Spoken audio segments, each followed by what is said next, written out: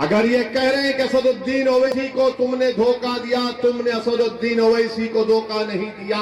तुमने कोचा दामन के गरीबों और मजलूमों, नौजवानों को और मां और बहनों के पीठ में तुमने खंजर घोंपा है और कभी भी यहां की आवाम तुमको माफ नहीं करेगी। अगर हिम्मत है तो आज आओ, इस्तीफा दो, आज इस्तीफा दो।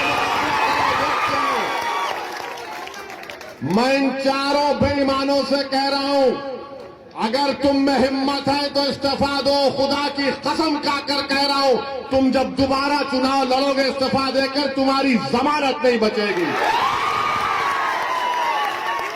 है तुम में हिम्मत तो बोलो, नीतीश को आ जाओ, तेजस्वी को आओ, तुम्हारे लिए कैंपेन करो। ओवैसी अकेला खड़ेगा, इन सबसे मुकाबला करेगा। मगर इस्तीफा नहीं देंगे, इस्तेसाल करेंगे।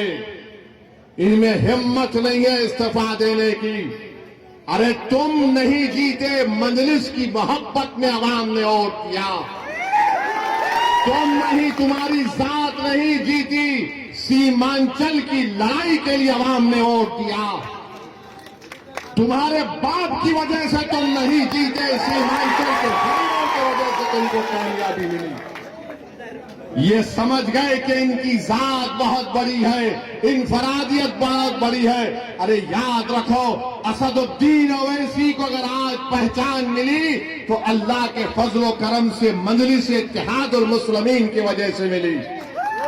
मैं मजलिस की वजह से हूं, अगर मजलिस नहीं मगर नहीं हूं तो मैं कुछ भी नहीं। तो इन लोगों ने समझ लिया कि हम बहुत बड़े हो गए। अरे तुम कभी बड़े नहीं हो सकते। तुमने कौम से गद्दारी की, सीमांचल से गद्दारी की, गरीबों से गद्दारी की। तुम छोटे थे और हमेशा छोटे रहोगे इंशाअल्लाह। मेरे अजीज दोस्तों और बुजुर्गों, ये चार के चार जब निकलकर लालू के घर पर गए तो किसी ने मुझे तस्वीर भेजाई थी कि ये चार के पैर में चप्पल नहीं है, नंगे पैर बैठे हैं। चार के पैरों में चप्पल नहीं है, नंगे पैर बैठे, और लालू उसकी औलाद के पैर में चप्पल है। ये तुम्हारी इज्जत है। अरे हम तो तुमको अपने कंधे पर बिठाया था। सीमांचल की जनता ने, सीमांचल की जनता ने तुमको अपनी आंखों का नूर बनाया था, अपनी पहचान बनाया था, मगर तुमको इज्जत रास नहीं आई। तुम चले गए, उसके पैरों में चले गए, तुम लालू के परिवार के। यहां पर महागठबंधन ने सीमांचल में जनसभा की तो इसी कोचा दामन के मौसूफ ने आखिरी सफ में उनको बिठा दिए और फोटो डाल रहे कि मैं बैठा हूं। अरे बेशर्मो, कभी तो अपनी इज्जत का तो ख्याल कर लेते। तुमको अल्लाह इज्जत दे रहा था, तुमको इज्जत रास नहीं आई।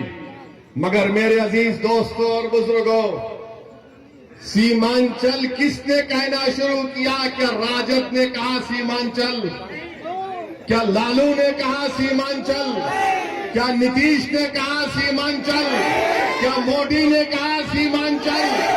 सीमांचल अगर किसी ने कहा तो मजलिस इत्तेहादुल मुस्लिमीन ने कहा। आज हम सीमांचल कह रहे हैं तो सबको मजबूरी की हालत में बोलना पड़ रहा है सीमांचल, सीमांचल, सीमांचल।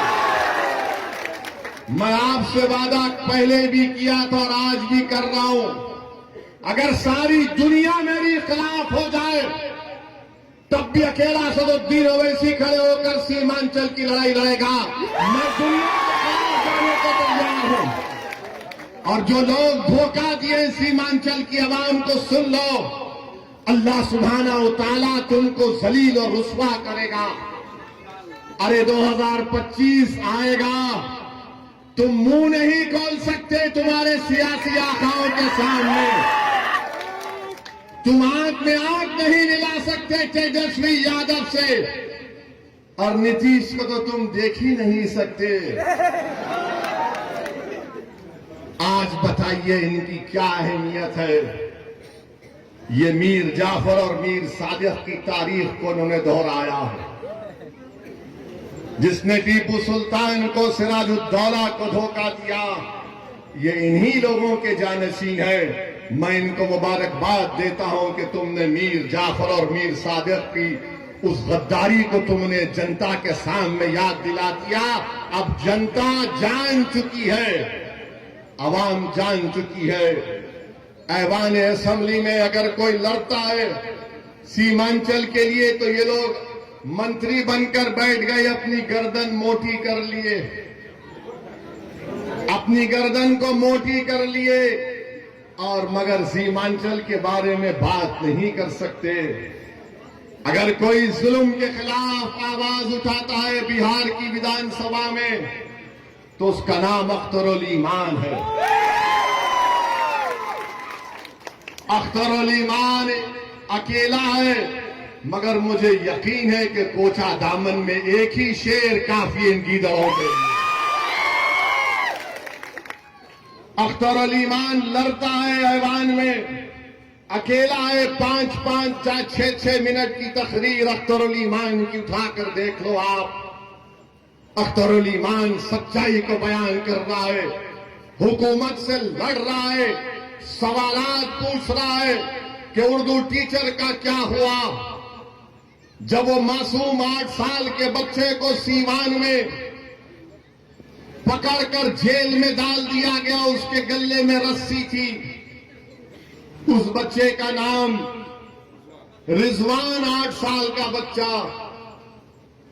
ये जितने बिहार के विधानसभा में मुसलमान एमएलए जीत कर गए, क्या रिजवान तुम्हारा बेटा नहीं था इसलिए तुमने आवाज नहीं उठाई?